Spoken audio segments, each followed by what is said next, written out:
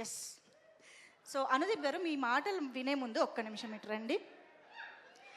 ఇప్పుడు చాలా డిస్కషన్ జరుగుతుంది. ఏంటి అంటే, ఆనంద్ దేవరకొండ నెక్ పైన ఉన్న టాటూ ఎవరి పేరు అయి ఉంటుంది ఆర్ ఏమై ఉంటుంది అని చెప్పి. సో మీ గెస్ ఏంటి, అసలు ఇది ఏంటంటారు? ఎవరి పేరు అంటారు? ప్రొడ్యూసర్ అనురాగ్ పేరు అయి ఉంటుంది. అనురాగ్ గారి పేరా?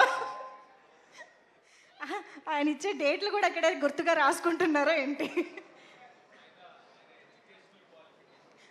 ఓ వావ్, ఫైనల్లీ మనకి వాళ్ళ కొంచెం ఒక క్లారిటీ రాబోతోంది. అది అనుదీప్ గారి ఎడ్యుకేషనల్ క్వాలిఫికేషన్ అంట ఆ టాటూ.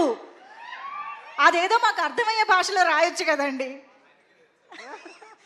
సో ఇంతకీ ఆ భాషలో ఉన్న ఎడ్యుకేషన్ క్వాలిఫికేషన్ ఏంటండి? ఎంబీబీఎస్. ఈ రోజుకి ఎంబీబీఎస్ అని ఫిక్స్ అవుదామా? ఓకే అండి.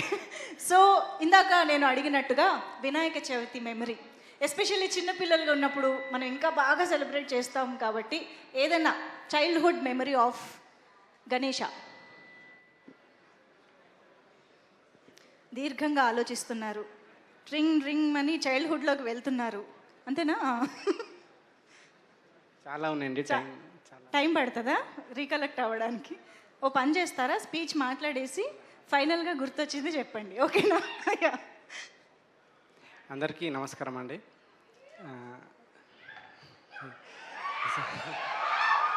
సో ముందుగా నేను ఇందులో నటించిన ఆనంద్కి బెస్ట్ ఆఫ్ లక్ చెప్తున్నాను నేను. సో ఇక్కడికి వచ్చిన గెస్ట్లందరికీ కూడా స్వాగతం చెప్తూ, డైరెక్టర్ నా ఫ్రెండ్ అండి ఉదయ్. సో ఉదయ్ కూడా ఈ సినిమా మంచి హిట్ కావాలని కోరుకుంటూ ఈ సినిమా మీరు అందరూ చూసి ఎంజాయ్ చేయాలనుకుంటున్నాను నేను. అయిపోయిందా అండి స్పీచ్?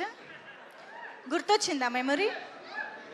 అంటే చిన్నప్పుడు గణేష్ పూజ చేసినప్పుడు కథ చదువుతుంటే పడుకోవడము, నిమజ్జనానికి వెళ్ళి తప్పిపోవడము, ఇట్లాంటివి ఉంటాయి కదా ఏదోటి. ఇప్పుడు బలవంతంగా నేను ఏదో స్క్రిప్ట్ రాయించి చెప్పించేలాగా ఉన్నాను. నో అంటే మీరు గుడ్ బాయ్ అన్నమాట. అలాంటివి అల్లరి పనులు ఏం చేయలేదేమో, అంతే అనుకోవాలి. ఓకే అండి, థ్యాంక్ యూ. నేను ఇంకా ఎక్కువ ఇబ్బంది పెట్టాను మిమ్మల్ని, please. Thank you so much.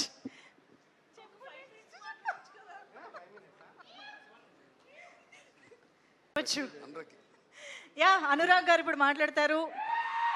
Yes.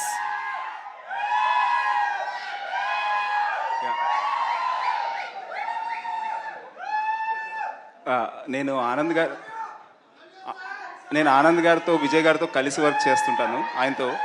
అందువల్ల వాళ్ళ ఫ్యాన్స్ నేను కనపడితే అలా అరుస్తుంటారు. పెద్ద అదర్వైజ్ మీరేం తప్పుగా కన్ఫ్యూజ్ అవ్వకండి.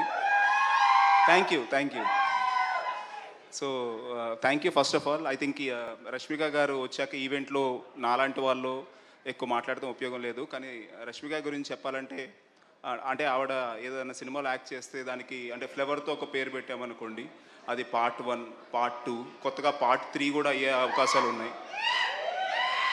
అది ఎనిమల్ అని పేరు పెట్టామనుకోండి, అది ఎనిమల్ పార్కే అయిపోతుంది. సో మా సినిమాకి మేము గమ్ గమ్ గణేష్ అని పేరు పెట్టుకున్నాము. ఆవిడ మ్యాజిక్ మాకు, ఆవిడ ఇలా రావటం వల్ల అద్దుకుంటుంది అవుతుంది అని అనుకుంటున్నాం. మరి 100 కోట్లు 1000 కోట్లు కాకపోయినా కొన్ని 10 కోట్లు మాకు సినిమాకి